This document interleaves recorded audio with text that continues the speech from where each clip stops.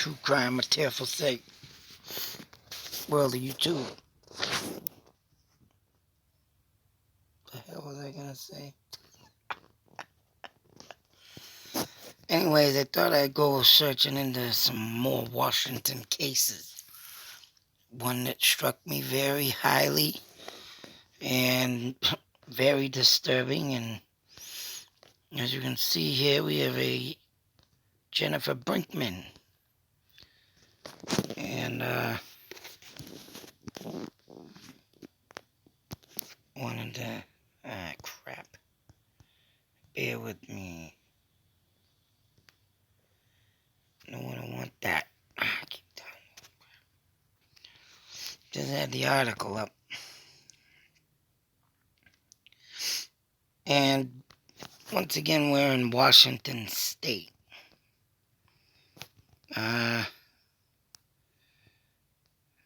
Marysville Police. And, wow, this is a very... And this was updated, of course, as you can see, Tuesday, March 20th, 2001. Case happened in 1998. And once again, we have a very vulnerable little girl here.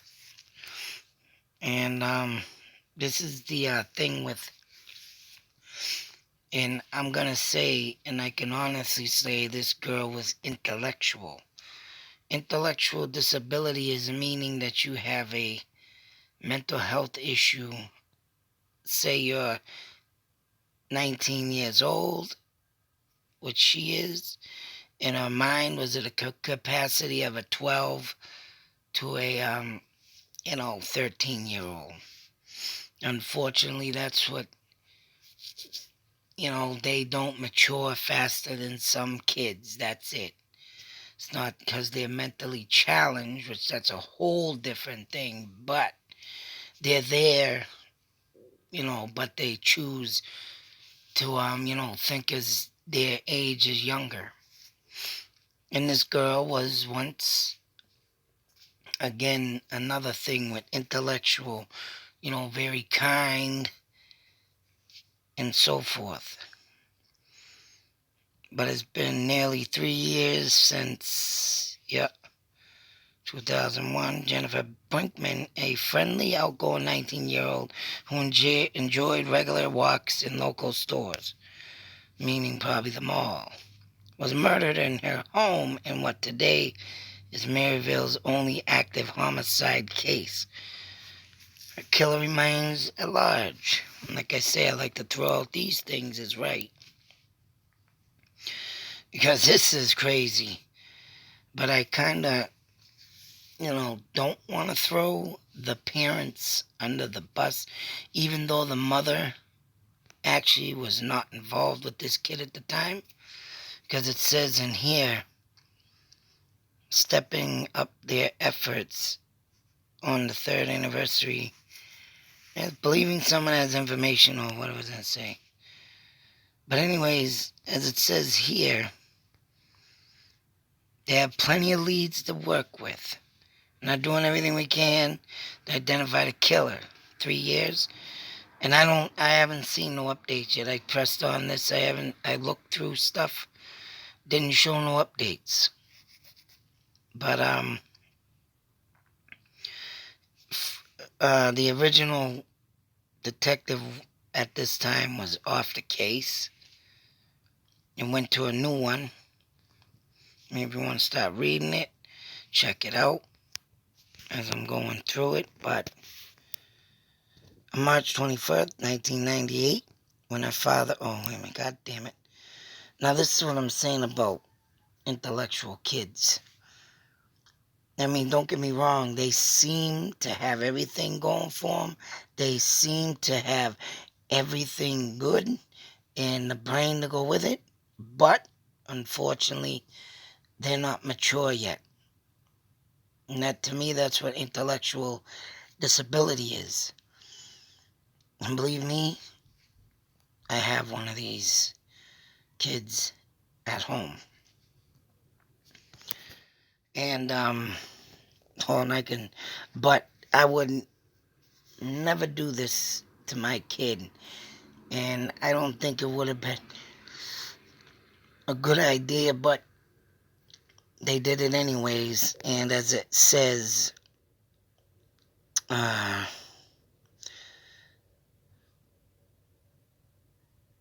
Jennifer Brinkman was found dead in her home on Grove Street, March 21st, 1998, when her father returned from a vacation in California. Stiles says there was no signs of forced entry into the home, and evidence found inside suggested uh, that a struggle took place prior to her death. An autopsy announced March 24th by Snohomish County Snohomish County Examiner's Office revealed that the woman died as a result of homicidal violence stemming from chop wounds to the neck.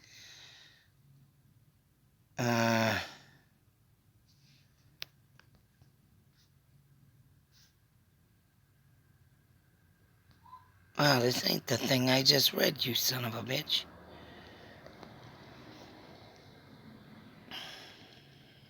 The hell is...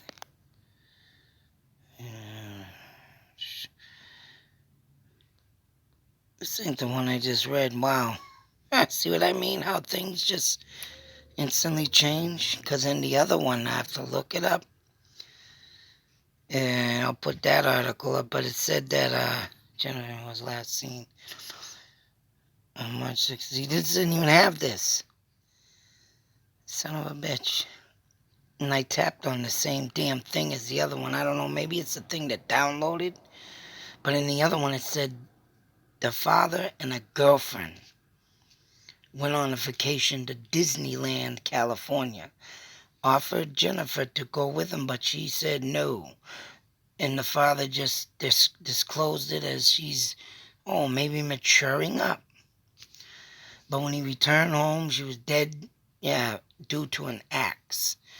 That did not say in the other one that it happened at her neck, but like I said, she often stopped to talk to people that did say it, but not in these words. And the other one, she was very kind to talk to people, even strangers. I mean, the other article meant, she would talk to people on a regular basis. But this one's saying, she started to talk to strangers, and this didn't have where she was last seen. So last seen, visited the 7-Eleven store on Grove Street in State Avenue. She also had friends and family in the Bothell, Kirkland, and Bevel areas and spent time in these vicinities. Well, unfortunately, she just wandered around off this and probably met someone at the store, which led to a follow home. Could have been a friend, or it could have been someone that she just met. But for people not understanding mental health issues, which his father didn't. He knew about it, but obviously, he died. It said in the other article, don't even say it in here, but he died in 2002, never finding out who murdered his daughter. Now the mother, on the other hand, for one, it don't say nothing in the other article about the mother. It said a girlfriend.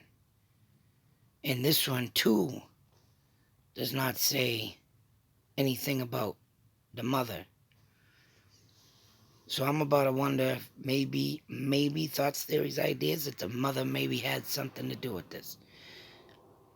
Maybe.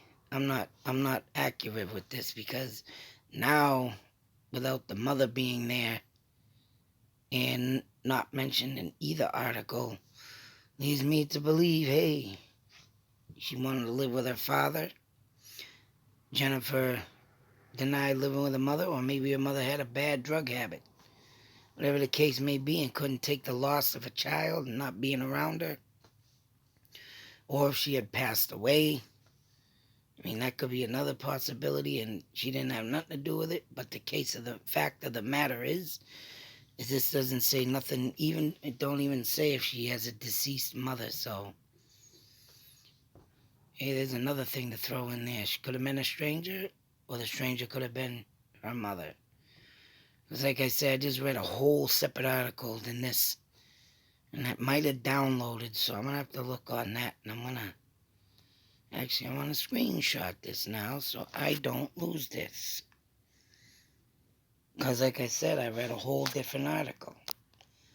I want to do a mapping. I want to look more into this case because now that there's a mother missing out of the thing here, that makes me kind of, get a little iffy on that. Here's the other one. I think this might be the other. Or is it the same one? Wounds to the neck. Daily walks, various business located. It's not subscribe friendly. Last seen a post. Oh wow, what the now that's insane. I just seen another article and this one is not it.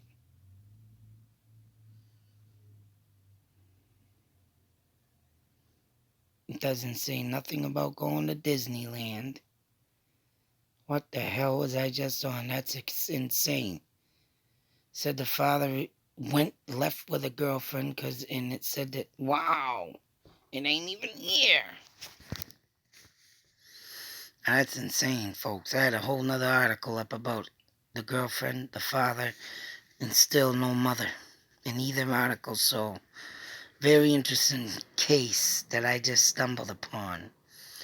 I'm gonna do a mapping of this. I mean, in a way that kind of don't matter because, yeah, she was left alone and with a capacity of a young aged mind. But, that's the thing with intellectual disabilities.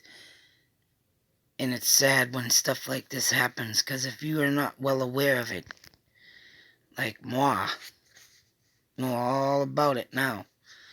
I mean, they can do things. They can go get a job. But when they come to some certain decisions, like my son, my oldest son, unfortunately, he suffered something with this. But as my mind works, and I knew where he was, and I got a visual of something bad happening, and then my instinct got kicked in, and I was right.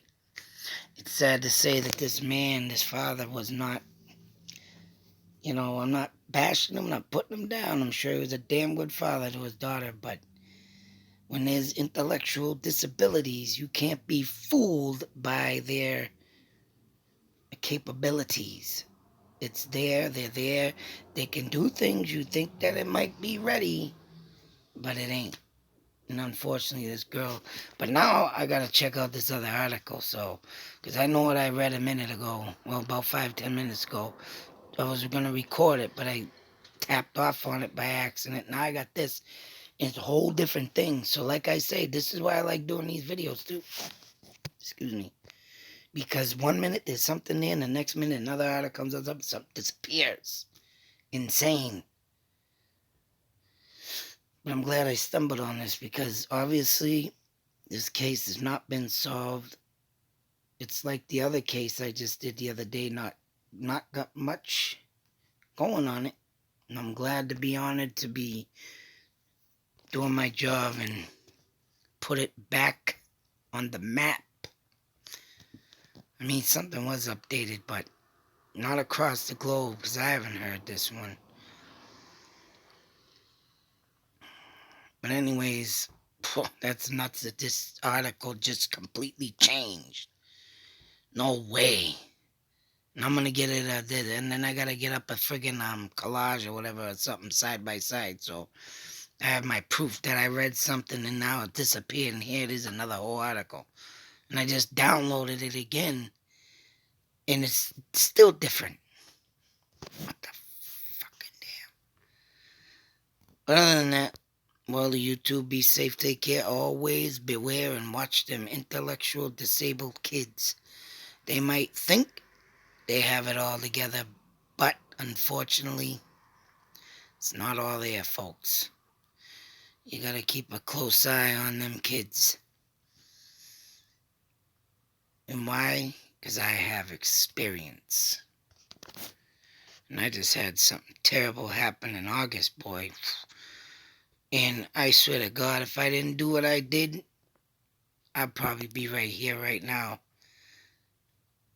Or my name in the paper looking for my deceased son.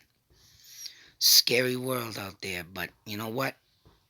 There's always a bigger, badder monster waiting for the little monsters. Yeah, that's right. It's called me. Beware, sickos. Until that next video, be safe, take care, always beware, and another unsolved case. Out.